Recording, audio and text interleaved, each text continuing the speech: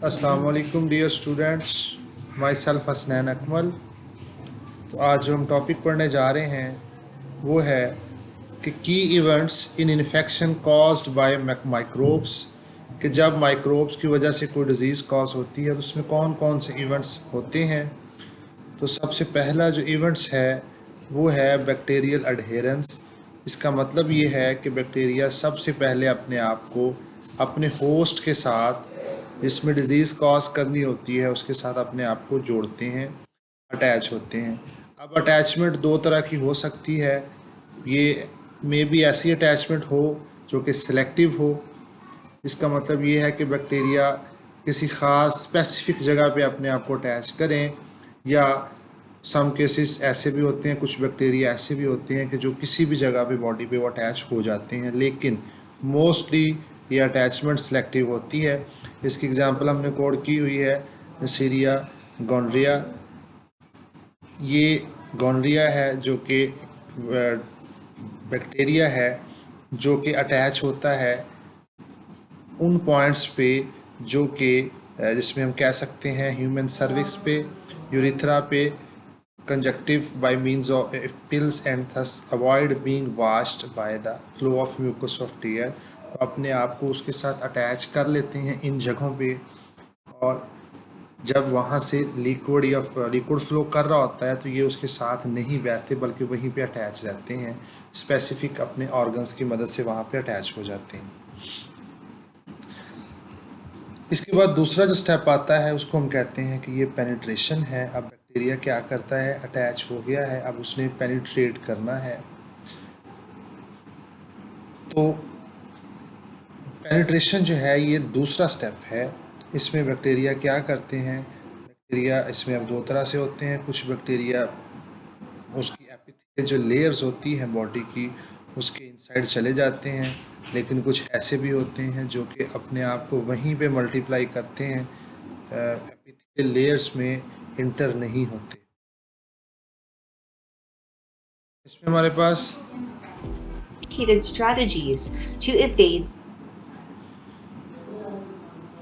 ये बैक्टीरिया जो है ये अपने होस्ट सेल के अंदर पेनिट्रेट किस तरह करता है।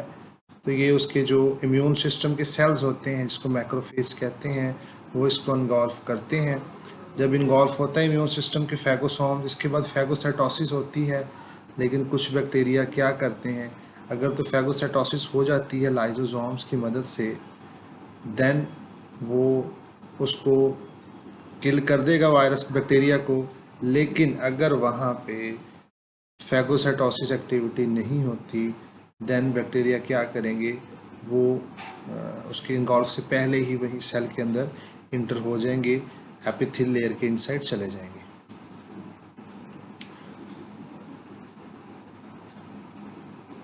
तो ये उसकी एक्टिविटी है, ये बैक्टीरिया है। तो यहाँ पे वो स्केप कर जाएगा वहाँ से, वो विदाउट इनगॉल्फ लाइजोसोम के इनगॉल्फ से पहले ही वो अपने आप को वहाँ से वो आज़ाद करवा लिया उसने। इसके बाद जो पेनिट्रेशन के बाद यानी कि थर्ड स्टेप आता है वो है कि उसके बाद कौन कौन सी एक्टिविटीज़ होती हैं। इसके बाद जो एक्टिविटी आती है वो है सेल डिवाइड होते हैं बैक्टीरिया, और यही इसके बाद जब बैक्टीरिया अपने आप को डिवाइड करते हैं तो यही स्टेज जो है इसको हम कहते हैं कि ये इन्फेक्शन स्टेज है। सो अपने आप को जब वो मल्टीप्लाई करते हैं तो देन वो क्या करते हैं, टिश्यूज़ को डैमेज करते हैं। Growth in underlying tissues. अब ये ग्रोथ जो है ये दो तरह की होती है। हो सकता है कि ये लोकलाइज्ड हो, इट्स मीन कि जहाँ पे उसने अपने ग्रोथ स्टार्ट की वहीं पे रहे। जैसे कि यहाँ पे एग्जांपल है, is a type of infection Streptococcus aureus जो है, ये बैक्टीरिया अपने आप को जहाँ पे वो इंटर होता है उसी जगह पे अपने आप को ग्रो करवाता है और वहीं पे लेजेंस कॉज करता है।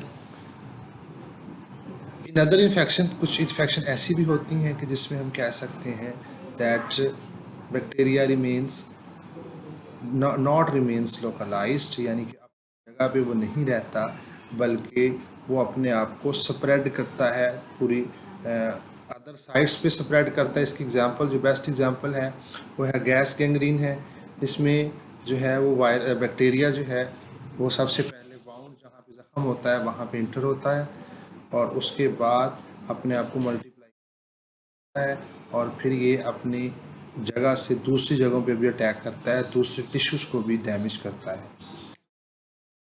इसके बाद इन्फेक्शन है लिम्फेटिक सिस्टम की वजह से भी, हालांकि जो लिम्फेटिक सिस्टम है इसमें कहा जाता है कि ये इम्यून सिस्टम में हेल्प करता है, लेकिन सम टाइम इसकी मूवमेंट की वजह से भी इन्फेक्शन हो सकती है। जो ब्लड कैपिलरीज हैं इसके अंदर जो फ्लूइड होता है सम टाइम वो क्या करता है, वो उनकी जो थिन वॉल्स है वहाँ से वो बाहर आ जाता है और टिश्यूज़ को डैमेज करता है।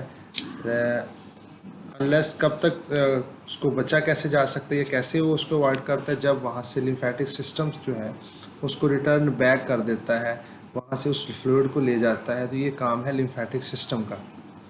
तो जब वो फ्लूइड को वहाँ से कलेक्ट कर रहा होता है तो जो टिश्यूज़ के साथ बैक्टीरिया होते हैं वो भी लिम्फेटिक सिस्टम में आ जाते हैं।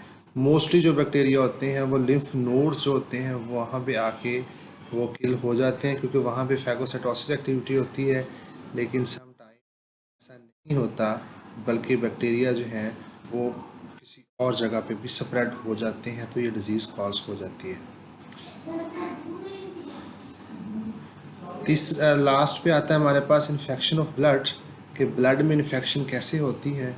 For the initial site of entry, blood जो है उसके साथ बैक्टीरिया डायरेक्ट कांटेक्ट में आ जाते हैं। हो सकता है कि जहाँ पे ज़ख़म लगा है, वाउंड है, वहाँ से डायरेक्टली इंटर हो जाए, या किसी पैसिव वे से भी वो इंटर हो सकते हैं। जिसमें ब्लड स्ट्रीम में अगर वायरस बैक्टीरिया आ जाता है तो ये जो डिज़ीज़ होती है ये लोकलाइज नहीं रहती, क्योंकि ब्लड ने पूरी बॉडी में सर्कुलेट करना होता है।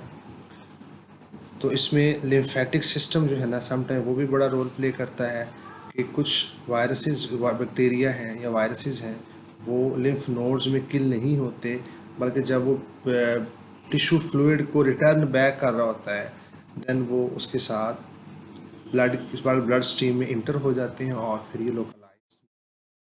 एग्जाम्पल है टाइफाइड फीवर है, सैल्मोनेला टाइफी। इसमें ये जो वायरस है, ये बैक्टीरिया है जो ये स्मॉल इंटेस्टाइन से उसकी एपिथेलियल लेयर से लिम्फेटिक सिस्टम में आता है। वहाँ से लिम्फ नोड के पास जब आता है तो लिम्फ नोड में ये मैक्रोफेज इसको किल नहीं कर पाता और ये फिर ब्लड स्ट्रीम में इंटर हो जाते हैं। एक और कंडीशन आती है ब्लड जो डिज़ीज़ होती है, ब्लड में जो वायरस फैलता है, बैक्टीरिया फैलते हैं, वो ये होता है कि in some infection actively multiply in blood stream. हमने अभी भी यही पढ़ा कि ब्लड जो है वो मोस्टली बैक्टीरिया को बॉडी के अंदर स्प्रेडिंग करता है, लेकिन कुछ केसेस में ये डायरेक्टली मल्टीप्लाई भी होना शुरू हो जाते हैं ब्लड के अंदर। जैसे एक डिज़ीज़ है सेप्टिसिमिया। इसमें क्या होता है, ये क्रोनिक से एक्यूट हो सकती है, शदीद भी हो सकती है, नॉर्मल भी हो सकती है। इसमें जो एरिथ्रोसाइट्स हैं उससे ज़्यादा नंबर हो जाते हैं। एक बैसिलस है, बैक्टीरिया है एंथीमिसिस, जो कि इतने ज़्यादा मल्टीप्लाई होते हैं कि वो उससे भी ज़्यादा उसकी कंसंट्रेशन हो जाती है। जैसा कि ये साथ में आप देख रहे हैं कि उसके हैंड जो फुल ब्लैक हो चुके हैं, क्योंकि एरिथ्रोसाइट से ज़्यादा जो है ना वो बैक्टीरिया की कंसंट्रेशन हो चुकी है।